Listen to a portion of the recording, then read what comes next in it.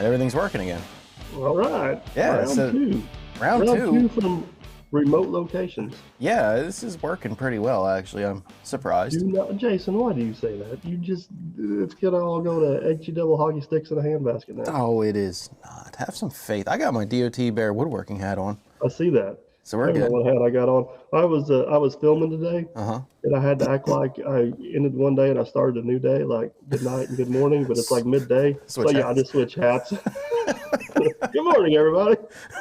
You still have pen on your cheek. Yeah, well, Little behind the scenes of Dirt Perfect and how it works. I don't do that very often, but it's just the way the timeline was working out. It just made sense to do it that way. So whatever. See, that's why people come to the podcast channel, because they get little tidbits like that. Well, my little buddy was supposed to be actually Aaron was supposed to be on the podcast with us today, That's right. and he got called into an emergency outage. Which goes along with what we were saying yesterday about scheduling. Yeah, exactly. And just to hit on that real quick, we need to get him on the podcast to talk about this because I think there's a brewing crisis in the States here. Yeah. And proof of that was probably Texas, about a year ago? Yep. But for you guys that don't know, and we'll let Aaron elaborate about this, but he works in fossil fueled fired power plants, some Mostly wood coal, chip right? or licorice boilers, a few nuclears. Mm-hmm. But basically, over the course of the last 10 years, there's been a huge push to shut all these things down and basically eliminate them from existence, Mm-hmm. which, okay, sounds good, but somebody's got to realize it's not the reality of the situation. Sounds good. Sounds terrible. Well, I'm saying in theory sounds good. Okay, I like but power. in reality, it's unrealistic. Yes. Which reminds me of a joke that's probably not appropriate for this podcast, but anyway. That's totally off. Okay. It's a little Johnny joke. Anyways, so obviously they've been pushing towards solar Mm-hmm. and wind-fired stuff, and they've been gearing all these power plants to be shut down. These power plants have been told they're shutting down. They're pulling their permits. So why do you keep everything in tip-top shape? No, you just start Band-Aiding everything, right? Right. Well, guess what? These things are getting their permits pulled, and one after another is going offline. And these solar panels and wind turbines are not producing like the engineers said they were going to. And so basically now the government's coming in, which nobody's talking about, and saying, hey, you can't shut down. You've got to keep going. These power plants are like, what the? No, we've Band-Aided these things for years because you're going to pull our permits and you tell us the devil. You just can't come in here and tell us to keep running. It don't work that way. Sure it does. Watch the turbine go flying. Yeah, so now basically these Band-Aided power plants for the last 5 years Mm-hmm. are being pushed harder than they've ever been pushed before. Mm-hmm. They're just flying apart. Yep. And the powerhouses don't want to put any money into them because they don't. Why would you? The government says you're going to be shut down. Yeah. Then the government's telling you got to keep running. So somebody's got to make a decision, and that's why Aaron's not worked a whole lot. He's been in all these emergency outages, he got called out at 2:00 in the morning last night to head to a powerhouse to fix a blowed boiler. Right. Thank goodness there's guys like him that are keeping our power on right now, but somebody's got to wake up and smell the damn coffee. This plan's not working. Take politics out of it. Take whatever you want to out of it. You gotta sustain the grid. I mean, without going too deep into my thought process, I almost wonder if the plan is working. I hate to say it that way. It depends on what side you're on. I don't know. We need Aaron on the podcast. He can discuss that in much more detail. Yes, that's the podcast we have planned with Aaron. Yeah, that's actually what we were going to talk about today. And right. Green energy strikes again. Yeah, seriously. Not being able to keep up, and they're pushing these powerhouses around here. Aaron said, back in the day when they were in normal production, they had run 40, 50, 60%. Mm-hmm. Well, they're tip-top shape. And he says they're pushing them 70, 80, 100% right now, and which is just insane. Yeah. And just, they've been Band-Aided for 5 years because they had an expiration date, and now all of a sudden that date's moved, and crap's hitting the fan. I mean, that's the best way I know how to explain it. And it's just not here in Indiana. It's everywhere around the country. So Anyways, I totally went off base right there. That's okay. You're just plugging hopefully our next podcast. Yeah, I totally went off base there. Last podcast was a Q&A. It went over pretty well. But what do you have? You're in charge of our itinerary for these podcasts, so you're going to have to let us know what you have in mind for us today. Stuff. Stuff. Is that what goes between the Oreo cookies? Pretty No, that's much, stuffing. Or is that filling? No, that's stuff. Because it's double stuff sometimes. Double stuffed? Yeah, so I'm going to put my phone up on the screen here, cover you, and that way I can read. Ow! Oh, man. If the people at home had any idea what my current desk setup is. I'll tell you what, I'm pretty comfortable here. I'm kind of in my normal little world. I have a DeWalt job site easy up table. No affiliation with DeWalt, by the way. I wish. So I would like to, get with the trend in our normal routine of being late and behind. Everybody wants to talk about their New Year's resolutions. Personally, I don't do New Year's resolutions. I like goals. I think goals are very important. My goals tend to be fluid. If I have something that I need to work towards, that I need to write a goal down, because I do write my goals, and it's March, I'm not going to wait, until the following January or anything like that. I don't even care if it's December. I'm not going to wait. I'm going to write it down and get started, because that's how I work. So I'm curious what you think about New Year's resolutions and goals in general. Well, first off, I am not a New Year's resolution guy. I guess my thing is why do I need? I guess everybody uses a New Year's resolution because it's a time stamp that you can go off of. Mm-hmm. But I mean, you can set a goal middle of June. You can set a goal middle of July. You can set a goal for March. You don't have to do it New Year's. I've never actually been a big New Year's resolution guy that come New Year's, I'm going to do this, that, or the other. So I, as far as a New Year's resolution, I don't know if I really follow that trend. I don't know if I really follow that trend a whole lot. And man, I'm a very, very goal-oriented person. Mm-hmm. But I don't like write my goals down or track them or have a set. I don't know how to explain my goals. See, I have like a 5-year plan, 10-year plan, 15-year plan kind of thing. Yeah, I mean, I could say I do, and I do, but then again, I don't. Mm-hmm. I'm trying to figure out a way to put this to words. Like, so if you go all the way back, let's go all the way back to whenever I was in kindergarten. Okay. Or let's go to 5th grade, because 5th grade was probably whenever people started asking you what you had in mind to do for a career when you got older. Right. And I didn't know you in 5th grade, though. What's that? I did not know you in 5th grade. No, you did not know me in 5th grade. But I from thinking back, 5th grade, 6th grade, 7th grade, the farther you went down your schooling career, the more they asked you. But I think the first time I remember being asked what I wanted to do whenever I grew up was 5th grade. Okay. And I said be self-employed.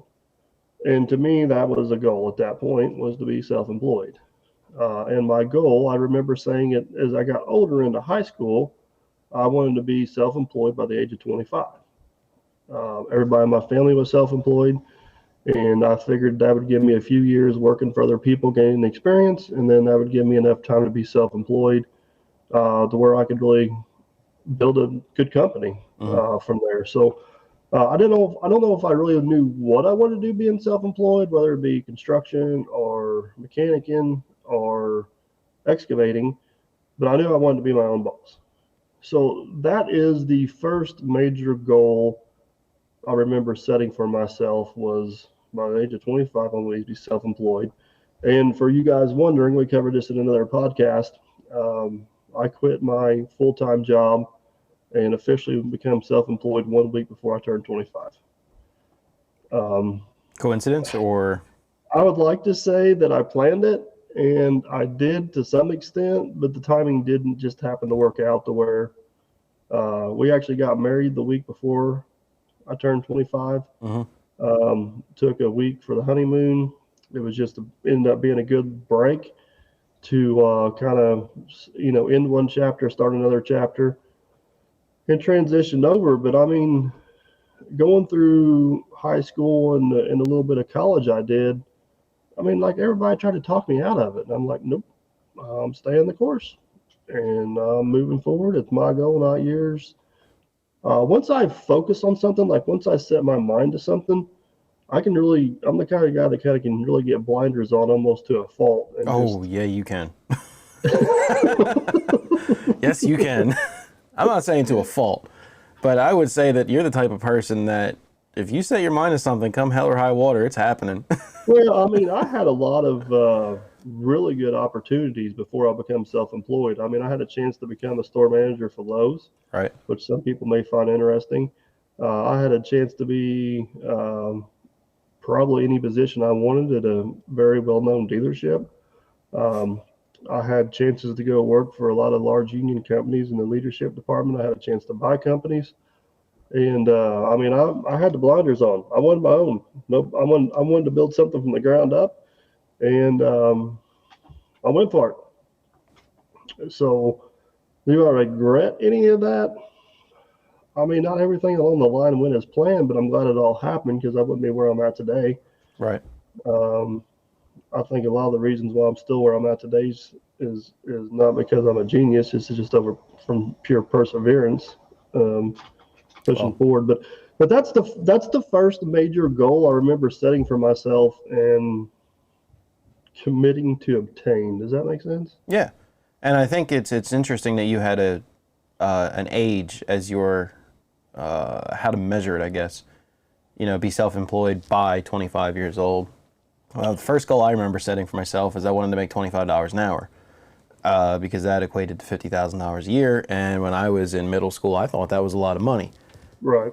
Arguably, it is still, but that was my goal, and I didn't really have a time period on it, which looking back is kind of dumb because it's I retire tomorrow. I just made my goal. But that was my goal at the time, and I just no idea how I'm going to do it, but that's what I want to do. I want to make $25 an hour, and the other issue I had with that is when I made $25 an hour, because I made that relatively quickly, now what? I think the reason I put an age on mine, and I could be wrong, one of these days we need to try to do a podcast with my grandfather. You've met him, you know the family a little bit, but he is Yeah. a very, very, very successful businessman. Yeah.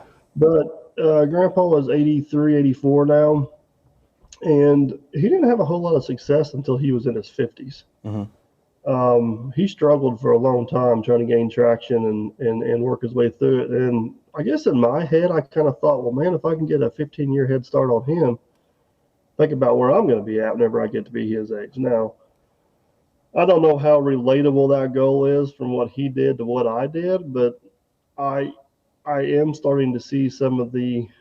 It's taken me a long time. Everybody says you got to be in business 5 years to make money. I'd almost have to say 10 years to. I'd say 10. Yeah, if you can stick with it for 10 years. But I'm just now getting to the point where I'm kind of seeing the fruits of the labor a little bit. Mm-hmm. And I'm 40, so um, I'm 7 to 10 years ahead of him. He may have got there a little quicker as he got going. Now I'm nowhere close to where he's at, and I have a long ways to go. But I think that was my incentive to get started sooner. I think I feel like the longer I waited, the longer I was going to be able to get my prize. Does that make sense? Yeah, and I mean, there's something to be said about enjoying your prize too. Right, and I needed to put. I knew I had to put my time in. So the faster I could start putting my time in, the better off I might be. Right. Because everybody in my family is a workaholic. Everybody, That's and an I accurate am statement. too. What's that? That's an accurate statement. I am too. But one thing that always sticks with me is my dad was a workaholic, and he saved every penny for retirement, and he got killed in an accident at 48. Right. So I'm trying to enjoy it and spend as I go, but also save for later. Um, and I'll work to the day I die. But once I can get to the point where I don't have to work and I can work as I want to, that's going to be considered retirement for me. Yeah, and and I'm I think hoping that's a that's good in the next. retirement. I'm hoping that's in the next. I'm to the point now where I can be a little bit choosy about my jobs, which makes it a little bit more enjoyable. But Hmm. I still got to work. But I'm hoping in the next 10 years. I guess a goal. We're talking about goals. I guess a goal is by the time I'm 50, I can be working because I want to, not because I have to. Right. It I mean, is. It's that's my current goal. My current end goal, I guess you would say, or the longest one I have running, is to be retired with that definition of retiring by 45 years old. So I have right. 14 years at this point to make that happen. But yeah, you got to dangle those carrots out there to keep yourself motivated. Um, Yeah, and that's the other thing too. Like, so when we're talking about setting goals, do you set these astronomical self-employed by 25, or do you think there's an importance to having something more obtainable? I want to, I don't know, buy XYZ before the end of the year. well, let's go all extreme on this. So, short-term goals. Hmm. Usually, let's just say me and Aaron are working in the shop on a project, or me and Matt are showing up on a job site that day. Yeah. Almost every morning, we sit there and talk. Hey, we need to get this far today. We need to get this done today. Hmm. That's a goal, right? Yeah. Uh, Absolutely. so so yeah, we have very. I mean, almost every day we work together, whether it's with Aaron or Matt or Cleveland or whatever. We always have a conversation in the morning about what the objective is for the day, what the goal is for the day, and we try to set a realistic goal. I mean, yeah, we sometimes we smoke our goal, and sometimes we really struggle to get there. But as you plan your week out, Monday I need to reach this, Tuesday I need to reach this, Wednesday I need to reach this. Especially with concrete, because you're trying to schedule ahead, Hmm. doing stuff. So you got your goals, and it's good to have those benchmark timestamps or goals to kind of see what you got going on. So that's an example of short-term goals in there. Um, as far as the business is concerned, I've never put a number on like I want to make 200 grand this year. Right. Like that's not the way I operate. Um, I do set goals as in like last year, I'm like I need to get a new dozer. The year before that was I need to get a new excavator. So the year before I bought the 140. This year I bought the 850J.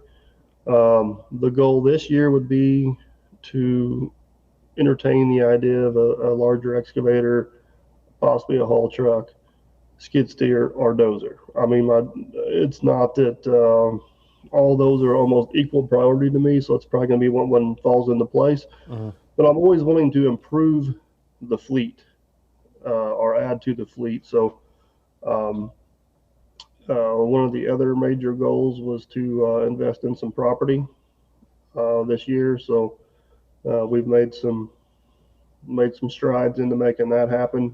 Basically, invest into something other than um, Iron. in, invest into something other than stocks. Yeah. Invest into some real estate. So something we can pass on to the kids, or something we can maybe develop in the future. So we have found a piece of property we're interested in, and we're moving towards closing on it. So that's a big goal for this year. We may get knocked off the list here pretty quick. Was Hmm. investing in some property. So um, that's that's kind of the thought process. I almost consider those more like if none of those things happened, like if I wouldn't have bought a Doja last year, I wouldn't consider that year a disappointment. Right. So you're not Those measuring success based on these. no, it's like I don't want to say it's a wish list item, but it's just things I would like to accomplish. Okay. And if I don't accomplish them, I'm not going to lose any sleep over it. I mean, the ultimate goal is to stay in business. Right. Well, that was So my next question is when you do set these goals, what happens, because you talk about them being obtainable, what if you don't get it? You know, what if you weren't self-employed by 25? well, if I wasn't self-employed by 25, I would probably ask myself a serious question of why. Hmm. What kept you from getting there? Was it a decision you made? Like, did you change your mind on what you wanted to do? Did you make bad decisions along the way, and what caused you from getting there? The um, I don't think not reaching a goal needs to be necessarily seen as a negative. It needs to be looked at more as a learning experience. that you can apply to future things. Some of these people set goals that are just like, I'm going to make $1 million this year, and the year before they made 700, they made 70 grand. Like, Yeah. I mean, seriously, It's like these HGTV shows where they buy houses. yeah, like that's it's just not. Yeah, I categorize butterflies for a living, and my wife organizes blocks. Our budget is $1.7 million. Yeah, it's not realistic. No. Like, it's not real life. It's not the way the world turns. It just is what it is. So, we the last whenever we were building houses, back when we were building houses, that was our main thing. It was a little easier to set goals. We wanted to have X amount of revenue. We wanted to build X amount of houses a year. We wanted to have X amount of employees, et cetera, et cetera, et cetera. Now that we're back in the excavating world, that's a little bit more difficult because everything's a little bit more fluid. You're not building ponds over and over and over. You're not building houses over and over. Our workload is such a variety. So it kind of turns into a profit margin. Like, you want to see a certain profit margin across the board on all jobs. You want to make sure you can continue to update the fleet. You see so many people that just time leaves them behind. I don't want to be that guy where I kind of stay here and time and technology moves on. I mean, I'm obviously chasing technology. I'm behind, but at least I'm keeping up. The gap's not getting wider. The gap's staying the same. Right. And one of these days, I guess a goal would be to start closing in on it and closing the gap up versus technology. But that goes back to the world I live in. I'm ahead of a lot of my competitors, even though I'm behind the world. Does that make sense? Well, yeah. I mean, So, the world is not. What's the word I'm looking here? The world doesn't care much about the region you live in. right, exactly. I got to do what I got to do. I'm competing with my competition, not the guys on YouTube. Right. And I'm ahead of a lot of my competition as far as technology and equipment goes, but I'm behind what's available to us. Yes. Is the best way I know to put it. So my goal right now is to maintain the gap, not let it get any wider. I don't want to fall any further behind. Second goal would be to eventually start closing that gap, which I feel like I've done a little bit in the last couple of years. But the reality of it is, it's unrealistic for me to go spend $200,000-$300,000 on GPS and grade controls and all this stuff whenever I don't even technically have an employee, so I can't even say I'm saving that. You know what I mean? Right. So that's kind of how that lays out a little bit. I guess the more I talk, the more goals I realize I have. I didn't even know I had, but See, I like them though in the sense too that I like having this list of things for myself, if you will. And like I said, 5, 10, 15-year plans, because I don't like comparing myself to other people. I think correct. The world has a very serious problem with doing that, and I do blame Facebook and such for that, because you get to see through a window that someone else created of somebody else's life. And I don't agree with that, because why would I put up bad parts of my life to show the world, So you're almost competing against something that's not even in reality. So what I like is I like to have this list of things, and basically that's my way of measuring up, I guess, of what I'm doing. Well, it's also kind of incentive to keep pushing forward. Yes, it's why do I wake up in the morning? Well, I feel like Right. crap today, but I need to get XYZ done. I need to go to work. I got to make a paycheck. I got to do this so that I can get here, so that I can buy this property in southern Indiana, move my family there, and live a happy life. That's a Right. goal, So if I need to have a quick reminder as to why I'm going to deal with the suck today, there you go. Or I think one way to look at the larger goals, like kind of like what you're talking about, is basically asking yourself, whenever you're 60, where do you want to be? Like, what's your wish list, and then working backwards from it. yeah, how do I get there? Because a lot of those goals isn't a 1 year goal; it's a 5, 10, or 15-year goal, like you were talking about. Right, and That's I kind of have like what I did with trying to start my business at 25. Is you got to look forward so you can look back. Yeah, and I absolutely have, year goals or 6-month goals from now. I do. a lot of them tend to be more towards purchases I'd like to make that are, I would say, somewhere between like the $2,000 and $10,000 range. But those goals don't tend to be like monumental in a sense of picking up and moving 1,000 miles away. I use that because pretty much everybody listening knows that that's the plan. But You can't get here soon enough. We need you, buddy. I want to be there, believe me.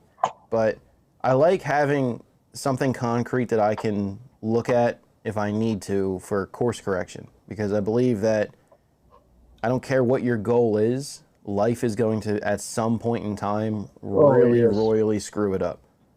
And when life starts to screw up your plans, that's when you really need to be able to sit down and focus on, okay, how do I fix what's going on to get to where I want to go? Or do I need to reconsider the end goal here and adjust that way?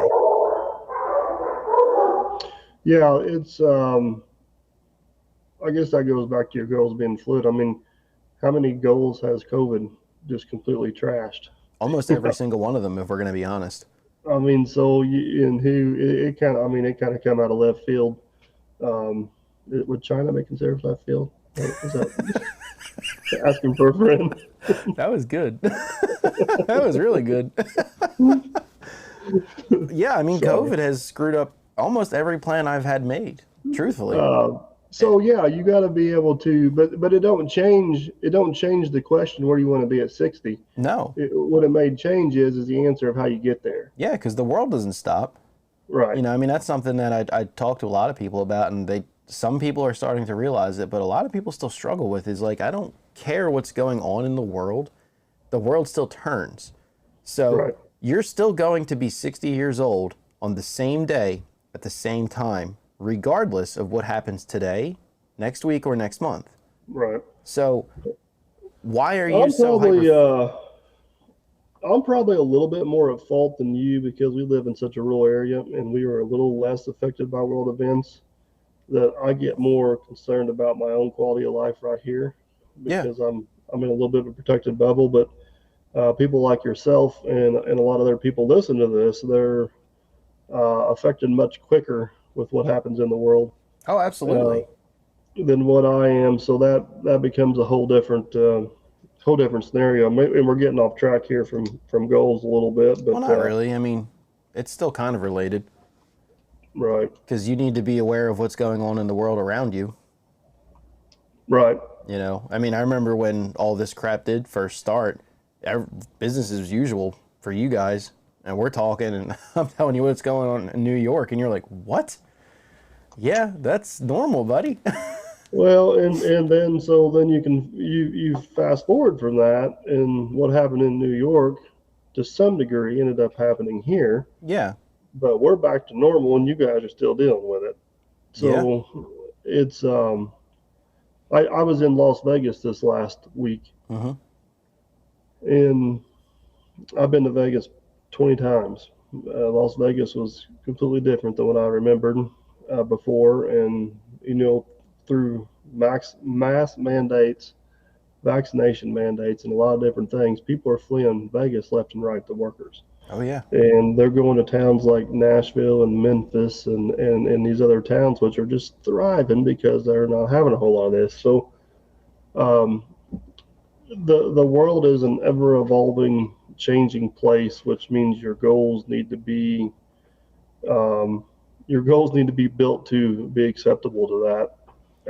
Or you need to be conscious enough to realize when things are changing and it might be time to correct course. Yeah. Because that's a point I have written down for the show notes, is adjusting it or compensating for the unknown. Yeah, I kind of struggled a little bit with buying the 850J this year because used equipment prices were through the roof. Oh yeah.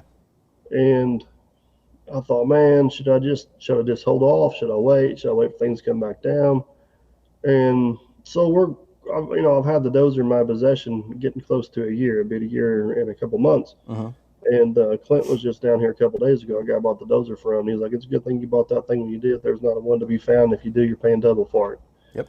So my plan of waiting a year would have been a horrible one. My plan of waiting 2 years is to be determined. But thankfully, I did pull the trigger when I did and got what I did because I needed the dozer, and I couldn't have waited. I couldn't have waited 2 years. No. I And there's no maybe could have got guarantee. by. The old 850B would not have done all the work we did this year and still be running at the end. I mean, it's just Yeah. unrealistic to ask that old dozer to do it. So, the other thing is I wanted to get myself a new truck this year. Hmm. That was a personal goal, and I am not the guy that goes out and buys a new truck.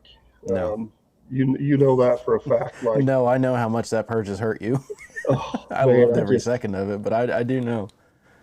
I've swore, probably one of my goals in high school was to never buy a new truck because I thought it was the worst financial decision a guy could ever make in his life. That'll be a way to be a failure. Yeah, and I went shopping for a new truck, and the two used ones I looked at were more expensive than the new one. So at the end of the Hmm. day, I'm a business guy, and guess what? It made more sense to buy a new truck. Yeah, I I'm just told you as that's how we ended dumbfounded. up with ours. I'm just as dumbfounded as you guys are, but Yeah, I mean it. it's it. I guess that's a way of changing my goal of never buying a new truck. I left the clause out unless it was cheaper than used. Yeah. Whoever thought that would have been a reality, Well, but here we are. I sent you that truck today from a friend of mine was looking at, and it's a 2007 Chevy 2500 6.6 Duramax, had 280,000 miles on. They want $25,000 for it. I bought that identical truck. I bought that identical truck in 2011 with 100,000 less miles on it for $15,000. I don't understand it.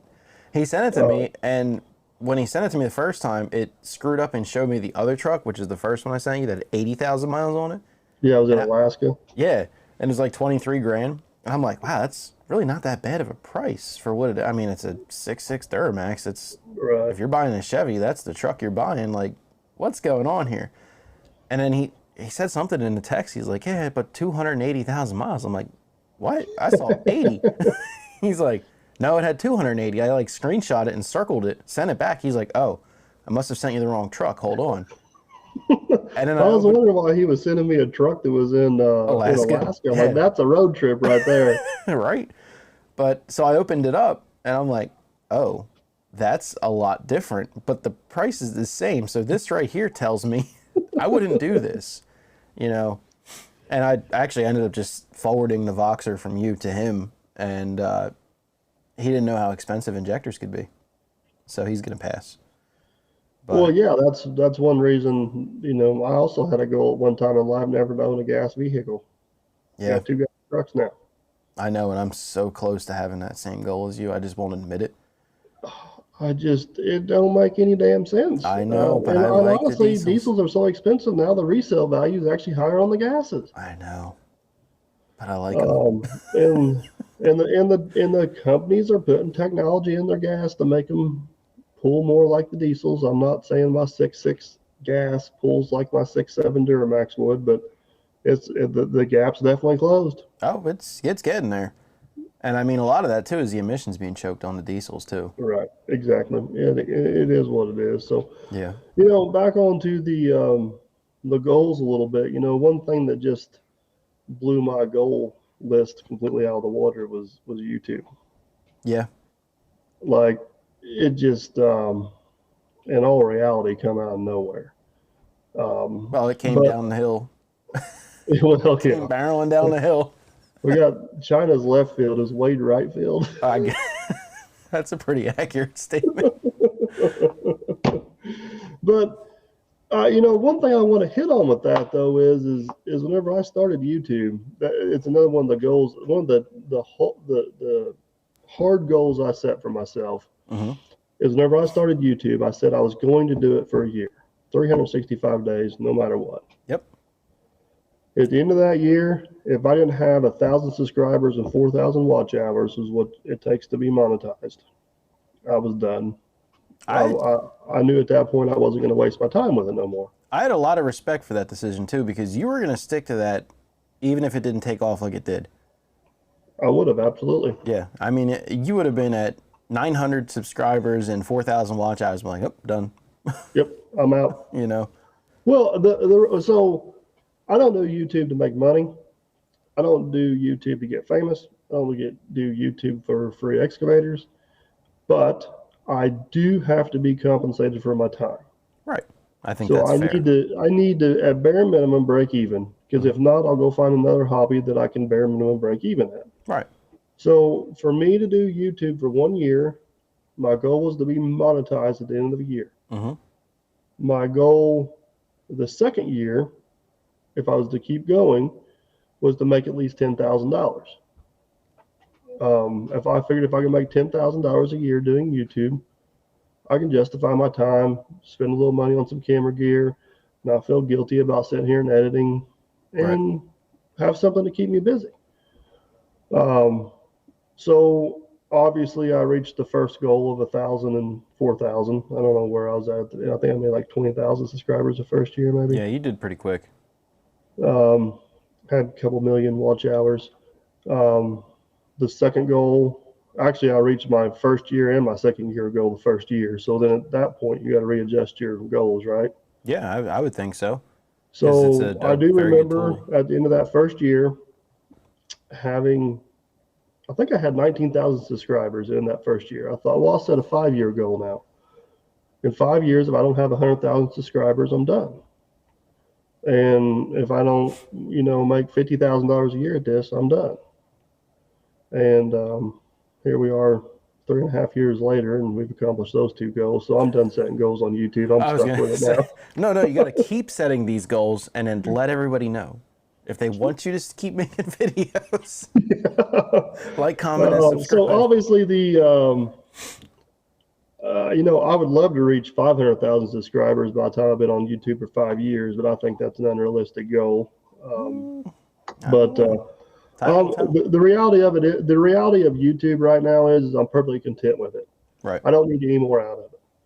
So I have no longer, I don't, it justifies my time. I enjoy the community. It's gave me some cool opportunities. I'm happy with what I got. I don't need more, so I'm just going to keep doing what I'm doing. So I guess in reality, once I reach 100,000 subscribers, I don't really have any more goals on YouTube. It's just kind of ride it out for what it is. If I did have a goal as far as social media is involved, I would like to continue to expand on other platforms, but I'm getting really strapped for time, so I got to find a way to juggle that. Because you know me well enough, Jason. If I'm going to do something, I'm not going to half-ass it. I'm going to do it right. Yeah, you put everything into it, regardless of what it is. I will say that you put everything into it. So I'm not going to jump onto Ramble or I don't know Patreon or TikTok unless I can give it the effort it needs to be successful. So I will eventually get there, but I don't know. I don't know when. Do you see anything wrong with that, per se? Not having another goal to set for YouTube? Well, yes and no. I guess my goal is to expand my audience in other places in case something happens to YouTube. It's an insurance policy. So if for some reason the government gets crazy and shuts down YouTube or YouTube changes the policy, we got a separate audience on this platform so we can keep going somewhere else. But Two things that would absolutely never happen.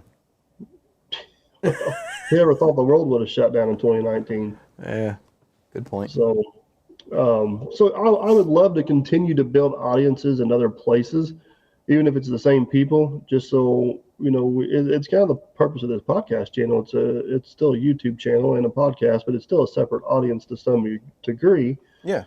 And it's a different type of platform. It's a different type of conversation. But a lot of people when they start a YouTube channel, their goal is to be full-time YouTubers. Yeah. I easily, without being conceited here, I easily could be a full-time YouTuber right now. But there's a caveat to that.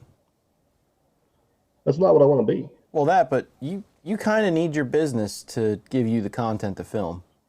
I do, but I mean, I got enough. I mean, I'm kind of like Captain Kleeman. I got enough of my own projects, or Matt from Diesel Creek. I got enough of my own projects I can film and That's do. true. I don't have to have customer projects to add to the list, but I just can't talk myself into being dependent on YouTube. I like the business paying the bills and the YouTube being some extra money, and it allows me to travel a little bit. It allows me to build crazy things like tile plows.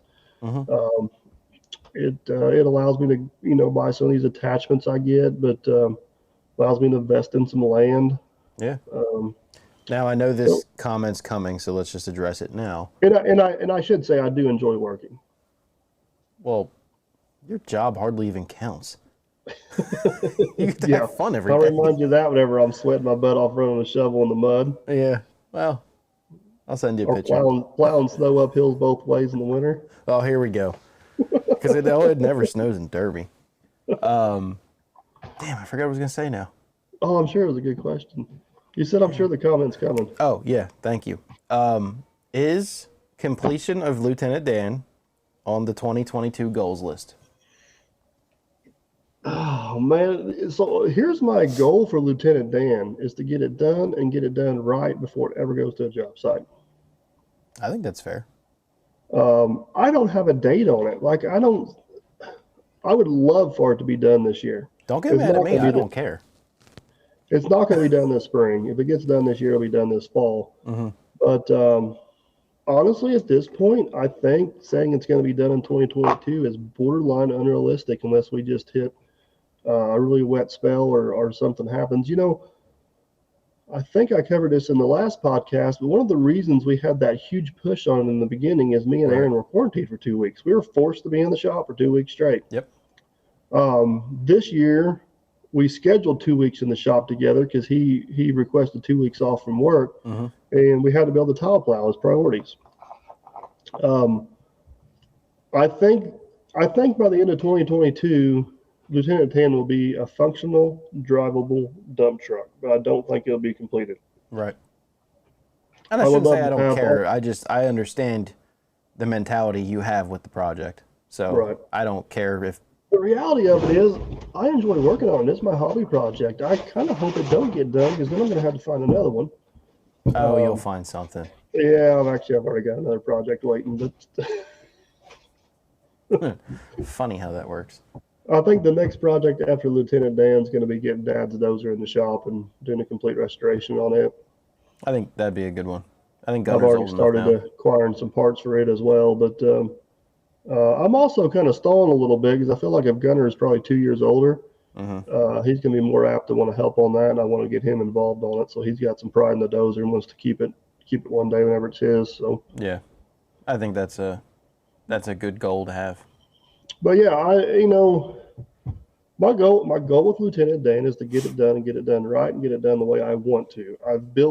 This is the 7th dump truck I've built. First one I've ever built on YouTube, and every one of them I've rushed at the end, and I've always regretted it. And I'm not going to do this with Lieutenant Dan. I don't care if I have to rent a dump truck to finish the job whenever it's 2 weeks from completion. Right. That's what I want to do. So that's the status on Lieutenant Dan. Well, I mean, that's sticking to your goals too. I mean, that's the whole purpose of having them is to be able to think logically, and you should stick to them. Yeah. We know there's a lot of truth to the mechanics' cars never fixed, carpenter's houses never done, excavators' yards never finished, landscapers, landscaping's never done, concrete guys' sidewalks never done. And I'm just as guilty as that as always. Whenever we remodeled our house, we probably could have moved in 3 weeks before we did, but there was still baseboard to put down. There were still certain things to be done. And I told Jenna, I said, we ain't moving in until it's done. And thank you we didn't, because there was one thing in our house that didn't get done before we moved in. It was a custom built shower curtain rod for the downstairs bathroom. We've been in our house for 6 years, and guess what's still not done? I got a hunch. A damn shower curtain rod. Yep. And I'm sure she reminds you of it every now and then. That's just the way it is. I could if we did a damn pulled out of here with, one sun visor not on it because I was waiting on some screws, it'd probably spend the rest of its life without a sun visor on it. There's always more important stuff than that sun visor. So, like I said, I want the truck done as much as everybody else does, but I'm not going to be bullied into forcing it done. Right. I'm just not. You know me well enough that I don't get bullied. No. I mean, you'll pull a damn truck out of the shop. Yeah, I'll go the other way. I'll protest. Yeah. All right, we got 15 minutes to wrap this up, and I got like 2 more bullet points here. Are So you trying to tell me to go faster or ramble more? no, I'm just trying to bring this home somewhere. So this is our podcast together. Correct. So I guess speaking of like the New Year's resolution or the 2022 goals or whatever, where do you want to see the podcast go? What kind of conversations do you want to encourage, and why do you do the podcast? Oh boy. Here goes 15 minutes in a hurry. Well, I got to answer too. um, so you kind of brought I was toying with the idea of a podcast, but I didn't really know how to go. I knew how to go about it, but I knew I didn't have time to manage it. Mm-hmm. And what is difficult to do on my YouTube channel is to go into great detail and elaborate, because there's a group of people that really appreciate it, and then there's a lot of people that are just there for entertainment, and you bore them and they leave. Right. And my main YouTube channel, Dirt Perfect, is not the best platform to have these in-depth conversations and get thoughts and bring guests in and interview them and stuff like that. And I get bombarded with questions and emails and messages about elaborating on this, elaborating on that, or have this guy on. So obviously the podcast gives us a platform to do that. If you guys want to come over here and listen, you're more welcome to listen. If you don't, you just want to stay on the other channel for entertainment, to do that. I feel like at this point, I have enough life experiences that I can confidently give some advice. I see so many podcasts out there, and I see so many people on social media giving advice. And I know from my experience that is not good advice, and they don't even know they're giving bad advice. They don't know any damn different. And Right. I'm pretty cautious on speaking on things that I'm not confident that I have the experience to speak on. And then a lot of times, if you listen to the podcast close, I even mention that it's not my area of expertise, and this is just how I think, and take it for what it's worth. So I think the podcast has been great for that. Mm-hmm. I told you when we started, the podcast is kind of like the YouTube channel. My time is valuable, and if it don't produce results, then we're going to have to go a different direction. Our goal, if I remember right, our goal was to be monetized on YouTube and the other platforms within the first 4 or 5 podcasts, which I think we did. I thought we said it for a year. Or no, we didn't. That's right. Yeah. It was like, I think 4 months we had set. Yeah, which we met that goal, and honestly, we were gaining quite a bit of steam there, and had things really rolling. And then I got busy. COVID hit. You had a lot of stuff going on with Zach. Yep. And we just kind of hit a wall. So we're kind of back at it again, and as long as this platform keeps gaining traction and you guys keep interacting with it and we keep moving forward, we'll keep doing it. But if this thing ever lays dormant or don't show any signs of moving forward, then we're going to have to cut ties and go a different direction. So I do enjoy doing it. I enjoy having the long form conversation and kind of airing my thoughts out instead of a quick little snippet. Yeah. But at the end of the day, I mean, I hope I don't sound like an ass when I say this, but I got to be justified for my time. So no, and I mean, I agree fully with you. So it's not like you're the only one thinking this way. Yeah, it's and it don't take a whole lot of people to be involved with us to keep that going. So no, and I think it's important to mention that we're doing good. I mean, the podcast doesn't generate a lot of income, but the podcast kind of makes you feel good a little bit. The people, therapy is a YouTube therapy, social media therapy. I would call it that, yeah. I mean, that kind of transitions a little bit into why I like the podcast. I'm a firm believer, if you're in a room and you're the smartest person or the most talented person or you know the most on whatever subject, you're in the wrong room. You can be there every now and then, that's going to happen. But you should want to surround yourself with people who can teach you and help move you forward in life towards your end goal. If I have ever been the smartest person in any room I've ever been in, I was most likely in there by myself. Yeah, sure. If, Whatever you if I say, wasn't in buddy. there by myself, that individual's got issues. But I do feel that way though, and I mean, like, take house building for example. I mean, if the two of us are standing in the same room together, who's smartest? You know. Not me. Unfortunately, it's you. I don't know about that. But it's like, seriously though, that's how I feel. I enjoy surrounding myself with people who are better at a lot of things than I am, and there's some things that I'm good at. I know that. But it tends to always kind of go around the entrepreneur and the blue collar lifestyle, which another thing that I feel like is that kind of doesn't get the light it deserves anymore.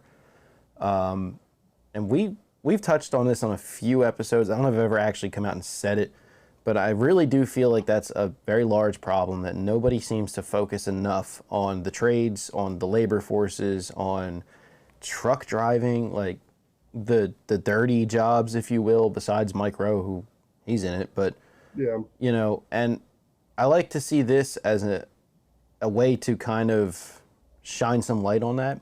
I like to sit down with these people that we've sat down with, like the Farmer Chris is a great example. Never knew some of the things that he was saying personally. I've thoroughly enjoyed that conversation myself, and I like having the ability to share that to, I think, 15, 16,000 people saw that so far.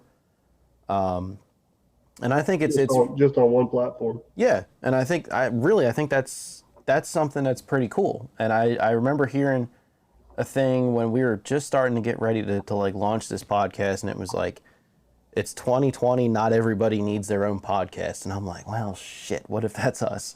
You know, who wants to listen to us Well, I talk? think a lot of people are going down the podcast route because it was easier to do than the YouTube channel route. It's a lot easier. It's a little bit more expensive on if you're gonna do it Right. decently. As far as equipment goes, the startup's higher, but there's more ways to make money with it. And hopefully, if we catch some traction, we'll see that. But yeah, it's a lot easier to be quote unquote successful at a podcast than it is a YouTube channel. Well, yeah, and the flip side of that is people can claim they're successful and really not be because it's hard to see the analytics on other podcasts. Yeah, that's actually a really good point, is because one, you don't know what podcast service or hosting service is actually being used. They all push out to the major listening places. Right. So it'd be very difficult to compare apples to apples on podcasts. So that, Well, yeah. or if you go to YouTube, the view number is right there. Oh yeah, and you'll know right away. Right. And yeah, you'd be hard pressed to find out You, if someone's telling the truth when they're telling you how successful they are on a podcast. you know, you mentioned something in there, and it's actually it's a goal I've had my whole life. It's never had a date on it, but and it's a goal I've not done near as well a job with as I should have with the platform I have. But it's promoting the trades. Mm-hmm. You go back to early days on my YouTube channel or several podcasts on here, and I'm very, very, very passionate about supporting the trades. And I get so frustrated whenever people think somebody is a truck driver because they're not smart enough to do anything else. Right. That is the farthest thing from the truth. Yeah. And a lot of times, those truck drivers and plumbers and electricians and excavators are making a whole lot more money than some of these well-educated people. So Yeah, and I mean it's very true. I got a wife staring at me. I'm not sure why. Hey, Miss Jenna. Would you like to join us? No, are you doing a podcast? Yes. She's gone. Oh, well, that was easy. But yeah, and I have a lot of interesting friends. They all do a lot of different things, and I'd like to have a chance to sit down and get their stories. A lot of them, well, a couple of them I can think of have come up struggling the whole time, and they've really made a name for themselves. Right. I can think of a couple that weren't so, worse off, and they've still worked their tails off, and they're doing well. It's all around that whole, don't don't take a job or profession and sit here and try to tell me that person's better than this person or they're not better than this person, because you have no clue. Well, you just look at like Aaron being a welder. Yeah. He didn't go to college. He's got a dirty trades job. He's probably sat in just as many classes as anybody else, learning how to do all these different types of welding, these pressure weldings, and all this stuff. Absolutely. And his job in these powerhouses is just as important as a guy in the operating room. Arguably more. The guy picking up the trash. Mm-hmm. If he's happy doing it, leave him the hell alone. Leave him the hell alone. I mean, happiness is. I've never been a title or a status guy. No. I own the company. I don't care if I need to run a shovel one day. There was one video I remember. It was right after I bought the Volvo, and it was Captain Kleeman's first time he got to run it. So I didn't mind. I'd like hop in there and go for it. I'll run the shovel. Man, I got crucified in the comments. It's your equipment. Why aren't you running it? You just have him down the whole dig. And I'm like, I had the time of my life running that damn shovel that day. You know what I mean? It's like, and I'm telling you, if that's how you truly feel like you would run a business, you're going to be in trouble. Yeah. You need to change your goals. You're not going to have a lot of people want to work for you. It's I don't know. I get.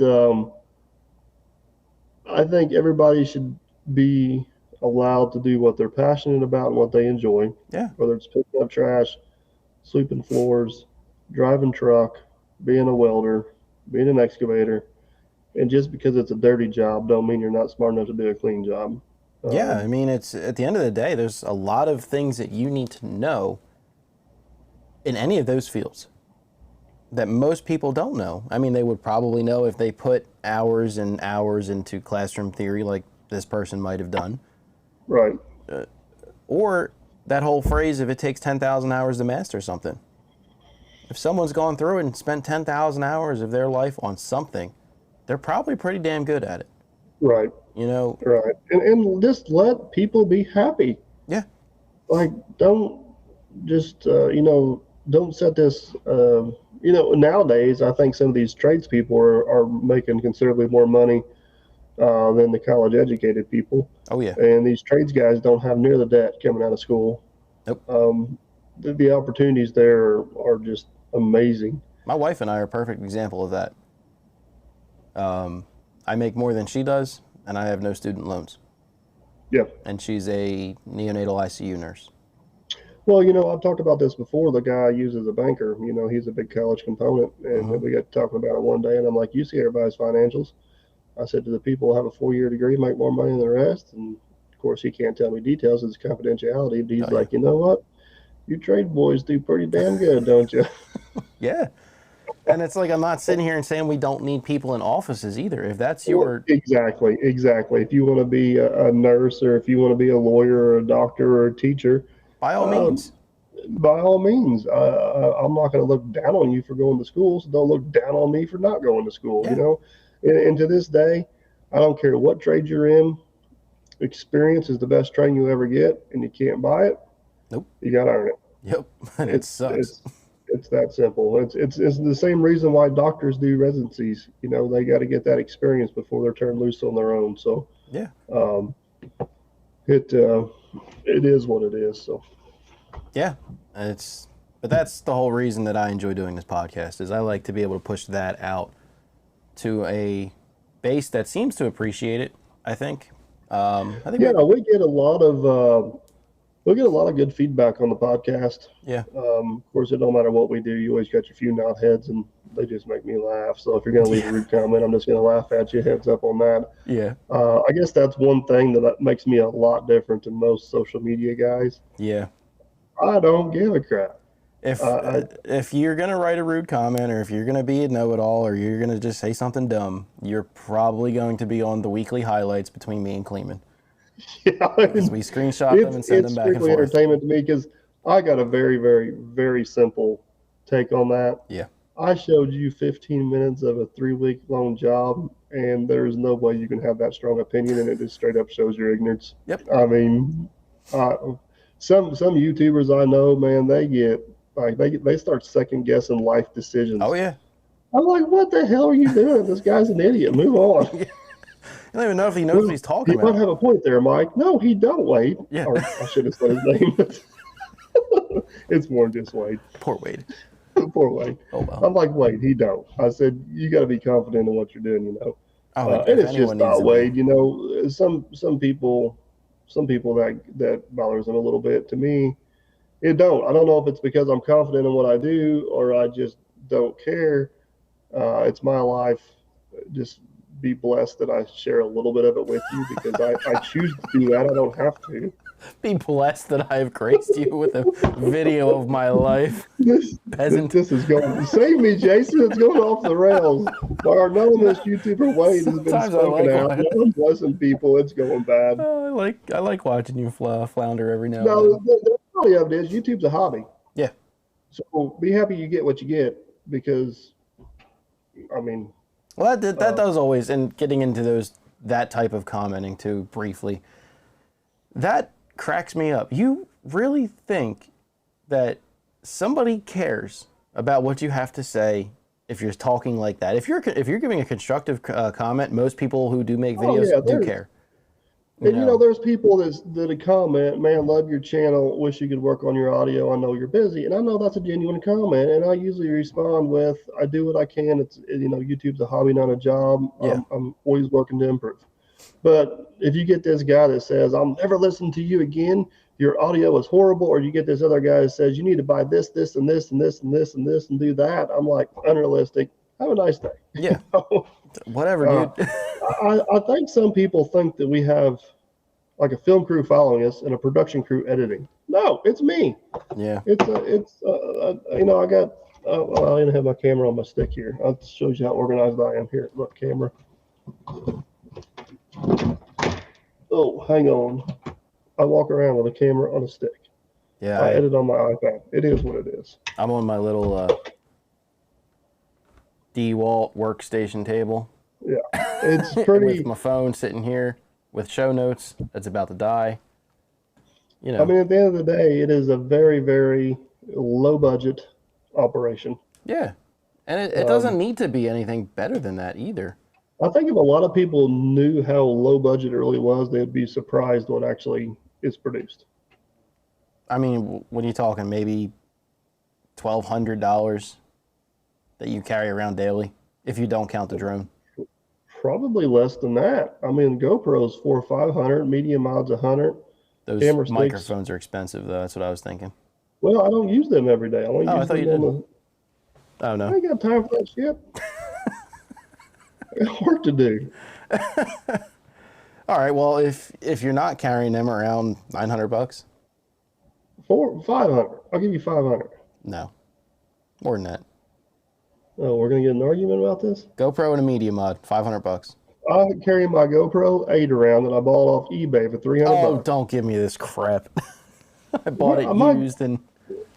My GoPro 8 is not here because it's down below because I'm using it to film. Okay. The GoPro 10 that I don't like is don't like the 10? actually up here. I thought you liked the 10. We have our moments. Oh God. I use the 10 if I use the wireless mics because it's got the audio meter on it. Okay. Everything else I still use the 8 for. That makes me feel a little better. I don't feel like I'm so far behind the times. Which I use the GoPro 8 I bought off eBay for $307. I got a $79 media mod on it, and all the camera gear on it, it comes from Amazon for $100. So what is that? 79, 100, 479. There you go, under $500. Whatever. Spare batteries. Okay, throw an SD card in there and get it to 500. Then you happy? Spare batteries. You're just determined to drive his price up. I am. Now I probably do have close to $3,000-$4,000 worth of camera gear. Yeah. But I've accumulated that over 4 or 5 years. Yeah. I would say $1,000 to $1,200 a year is a fair. That's probably what I probably spend $1,500 a year on camera gear and accessories. Mm-hmm. That's legit. And you're still on the same iPad, right? Yep. No, I didn't upgrade iPads. Okay. More storage. Right. Well, either way, you're still under $1,000 on an iPad, basically. Yeah. So, So it's It's a low budget operation. Yeah. It really is. It's very, very. We got a whole podcast about this. It's extremely streamlined what I do. Yeah. And hey, if your goal for 2022 is to start a YouTube channel, why haven't you? You know, seriously, doesn't take much of anything. I've already got 2 of them. Oh, you're not talking to me. No, you don't need any more. I mean, everybody carries around their own camera. Probably the first 20 videos on my channel were filmed with my iPhone. Yeah, I remember your first person hat. Oh, yes. With I need to wear that again. Actually, it was in a semi today. With the quarter 20 bolts going through the bill to hold your phone. Don't judge me. It was effective. I can't argue with your success. But man, it was great. I know. Actually, is it back there? It is back there. I don't know where. I think it's behind that. Jenna rearranged, so I don't know where everything's at. But all right. Hey, man, a man's got to do what a man's got to do. That's right. We're rambling now. So you want to bring this home? Yeah. So we'll wrap it up another one here. Hopefully, that's just a general conversation. We do got some guests coming up. Hoping to catch up with Matt from Diesel Creek here pretty soon. I'm actually traveling to Florida to some of the auctions, catch up some guys down there, Clint CNC Equipment, and maybe Chris. But if you guys got any topics you'd like for us to cover, comment below or email us at afewpointsforperfect@yahoo.com. And yeah, we'll wrap her up. Yeah, looking forward to sitting down with Aaron soon. I have 4 or 5 people that are willing to sit down with me. So we've got guests lined up. Be perfect. So we're, like I said, as long as you guys enjoy this, we'll keep doing it. So be sure to let us know.